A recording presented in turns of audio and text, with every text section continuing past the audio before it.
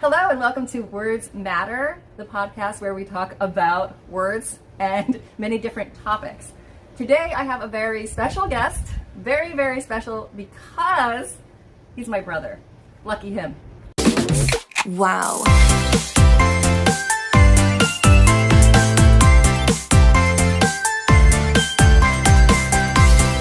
This is Terry Lawrence, and I wanted to ask him about various things today, but one of the topics would be how you speak to family versus how you speak to friends and coworkers. So my first question right off the bat is, do you speak to everyone in the same way? Do you think that you talk to me in the same way you would talk to your buddies or your coworkers? If so, how does that go? And if not, how do you speak to us in different ways? I mostly speak to everybody the same way. I lie to everybody, use sarcasm, say outrageous things that are patently not true, and for the most part, people understand. Right. Even people I just meet. Sometimes they don't, and they get confused, and I have to explain to them that I like to lie. And that's really funny. So that could be a topic, is lying and sarcasm, which are, of course, are not one and the same. But I have heard you talk about the conversations you've had at work. And he does work in the medical profession, and he's a nurse, so he works with other medical professionals. So I thought he would never use humor or sarcasm at work, and he would certainly not lie about things or say things that are untrue. But he's told me about some of the conversations, and I had to ask him, did you really say that? Most people, once I had a friendship or professional relationship, we understand each other. Facts I don't lie about, but then I can just exaggerate things to make a point. But certain things you tell the truth about because that's important. Other things you just exaggerate to make things more humorous or less stressful. And I can imagine that that would lighten the mood where you work, where there are very serious situations. You've got people dying, you've got people who are suffering from pain, and I imagine that that would not only relieve some of the stress with your coworkers, and they need that, but also with some of the patients. So do you also use the same type of humor and sarcasm and lies with the patients that you work with, and how do they take to it? For the most part, they're great. I've got more problems with coworkers in my personal type of conversing than with residents. I deal with too many people who are terminally ill and are not having a good time with pain and stress and death. And I just tell the truth. I say, hey, I've got to do a wound dressing on whatever, and it's going to hurt like it's going to be very painful, like it was the day before and the day before. And I offer them whatever drugs I'm able to decrease the anxiety and or pain. But I will tell them not to worry about me because I'm not in any pain, but they are. And sometimes they will curse and scream and say horrible things. And then at the very end, however long that takes, because sometimes you have to give them a long time and give them a break, give them many breaks. At the end, they will usually apologize for cursing and being upset and saying they're just in pain. And in that case, there's really not much funny to say except that, you understand and you don't take it personally. And that should anything you did make the pain less that time or more, that you could work on in the future. Getting feedback from the patients, I didn't really think about that. And that's why words matter. That's why it's important to ask questions, whatever can make the situation better. This is another topic that's kind of raised in there, is that when somebody curses at you or speaks harshly to you or speaks to you in a very negative way, sometimes you have to understand their situation. And I imagine that every once in a while it does affect you.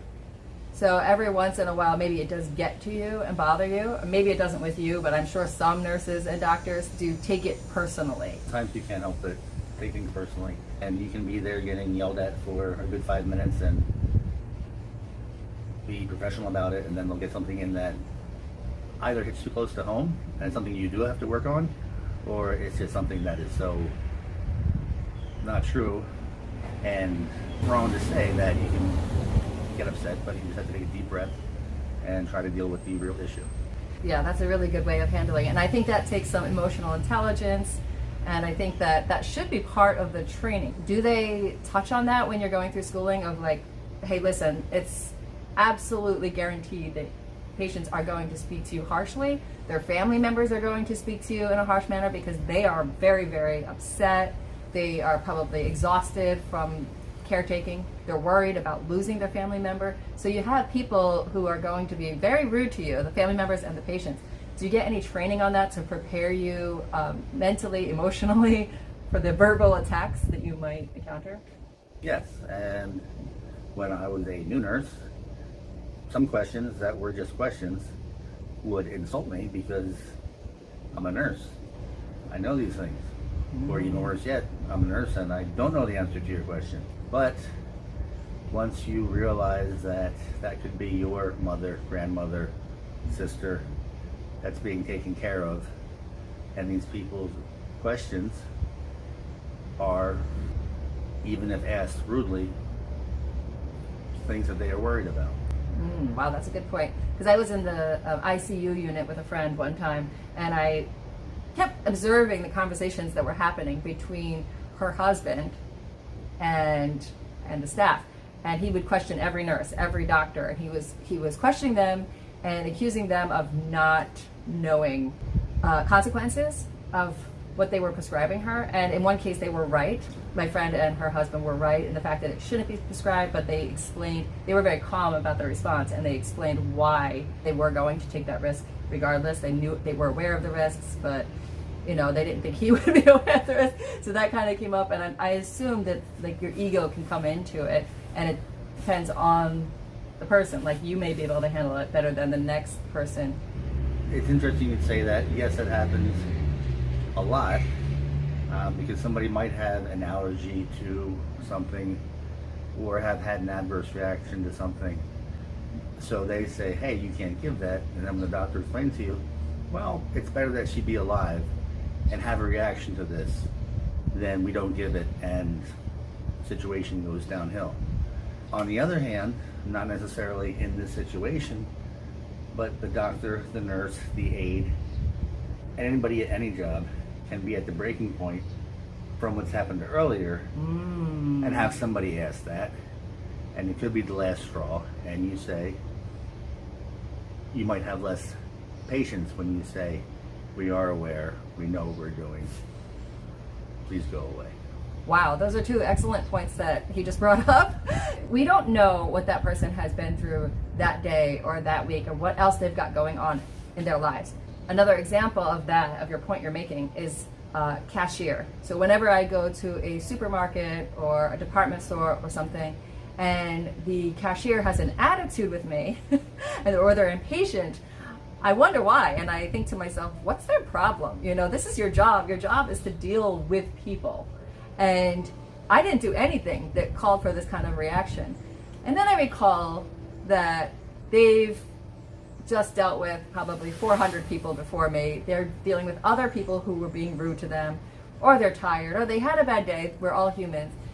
Or maybe I asked a question that so many other people ask, and they're just sick of doing the same thing over and over again, or having the same dumb question, which seems dumb to them because they're dealing with the same situation over and over again. And I think that should be part of the training when you train cashiers or anybody in the service industry is, listen, you're going to have customer after customer after customer, and you might get bored of it. It may seem very obvious to you, but it may not be obvious to that customer. It may seem obvious to you, but it may not seem obvious to that patient or their family member.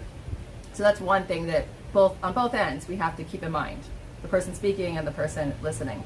And the other thing is that a minor negative consequence, such as an allergy, or in the case of my friend, some temporary depression, is not as bad as the major consequence of skipping that medication or not using that medication or that treatment. So in the case of my friend, there was something that would reduce her pain significantly, but they knew that she may suffer some depression while she was on the medication, and that was just a risk they were willing to take as medical professionals. So it's the same thing with allergies. Yes, we are aware of that. And that's why we list side effects on medications, but you don't have to sit there and hone in on that for every single conversation. You are very short on time. You don't have time to sit for an hour with each patient. And that's, I guess, another question I could ask you is, you have so many patients, so many residents to care for, and you have so much work to do. How do you deal with the lack of time or the time restraints that you have to talk with families and answer their questions or the patients? I work at a good facility that I chose to work at because it is a good facility. So even though things can get hectic no matter where you work, it's not as trying there. The number of residents that I have to work with is more manageable. But that being said, it just takes one or two people having a bad day to take up all of your time, which then makes it very difficult to take care of the rest of your job.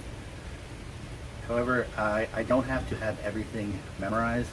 So when a family member comes in, I usually will ask them to tell me who their family member is because I am bad with names and faces, which is why I say, hi, my name is Terry. I'm bad with names and faces.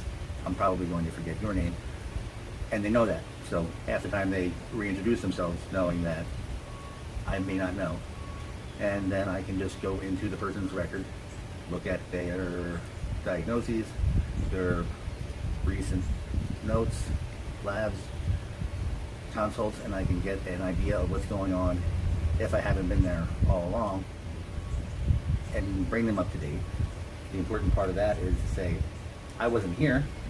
I know things going up to before I went on vacation 2 weeks ago. I can tell you what I've got in the notes and go with that. And normally people will understand that you do not work there 24/7 and that you don't always have all the answers. I think that's a really important point you mentioned, because I think that most people forget that medical professionals are human.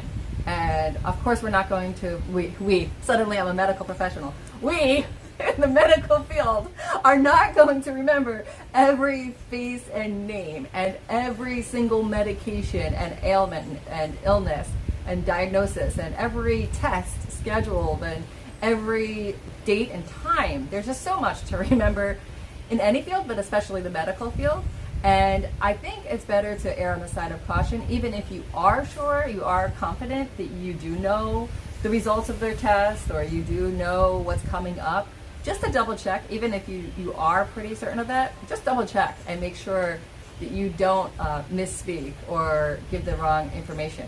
Because then suddenly we As medical professionals. We as medical professionals, we come under attack. And it's like, well, how could you make that mistake when my father's life is at risk or something like that? And what you are saying, everything you're saying today is great. Using humor, double checking the files, and just how you communicate with people, and time management. Choosing a job where you will have the time to not only give the patients and their families the time they deserve to have real conversations, but also yourself so that you can manage all of it. I was going to ask you about other places. So at work, you that was my big question. At work, how does that fly with the humor, like lying about stuff and kidding? Even I, as his sister, sometimes have to question, wait, are you lying about that or is that real? That might be just my own inability to understand humor going over my head. But how about at the gym? Because obviously, very clearly, this man works out. And when he goes to the gym, I imagine there are some pretty big egos there too, where if you make a little joke or you're talking about how much you can lift or how many times you go there, I don't know, because I do not go to a gym. But I'm sure there are some people there who might be very serious about their workout and not in the mood to joke around. Do you ever have any issues there where people get arrogant, cocky, or just confrontational even with you? One time, I was walking by, it was just somebody I'd known and I'd talked to. I had asked him about his LASIK experience because he said he had that done and had really good results. And he was there almost every time I was there, so I introduced myself and we talked several times. So LASIK eye surgery? Yes. Okay. So I had just said, hey, let me know when you're done that because I want to do one-armed curls on a large machine that you would not do one-armed curls on, just making a joke. And he said that nobody thought I was funny and did not take it the right way. Yeah, okay. So I stopped and apologized, said I didn't mean to offend you. I was just being silly. You know, have a good workout. Sorry. I don't know if he was having a bad day. I don't know if he thought I was a tough guy who was just mocking him, which I wasn't, because there's no reason to mock anybody at the gym unless it's what they're wearing. But yeah, it happens. And I've been told at work that the residents love my sense of humor and it makes the day go better for almost everybody. But unfortunately not everybody gets me, so occasionally I've got to keep my eyes open and see if somebody's taking things the wrong way. I have a resident who pretends to hit me constantly, and I yell at her and tell her to get back in her hole before I call security, and we have fun. But if the wrong person were to see that and just take it, and then people have gone to HR and said, hey, this has happened. And HR has come to somebody else or myself, and HR come to me and said, hey, this person said that they heard this person tell you this, that, and the other thing. And I'm like, and? Like, well, that was rude. And I'm like, and it wasn't serious. It was funny. It was between that person and myself. Yeah, these days, one of the topics I will talk about in a lot of my episodes is the sensitivity. Everyone is hypersensitive these days about the language we use. And I did want to ask you, do you ever run into problems with that of people saying, well, you know, that's harassment? Because you seem to have good discretion on who you can use banter with. But now, these days, people can just overhear something, as you mentioned. People can overhear a comment, and one word could jeopardize your career in some cases. And I admire you that you don't just stop your humor and stop joking around with people because of that. A lot of people have. A lot of people in the workplace no longer compliment someone on their looks or appearance or make any remark. Like, don't even want to say, did you get a haircut? They don't want to make any comment on any physical appearance whatsoever. They don't want to compliment people in general, even. And they definitely don't want to use any type of humor, the banter, the witty banter. I guess it comes down to, like, what is offensive?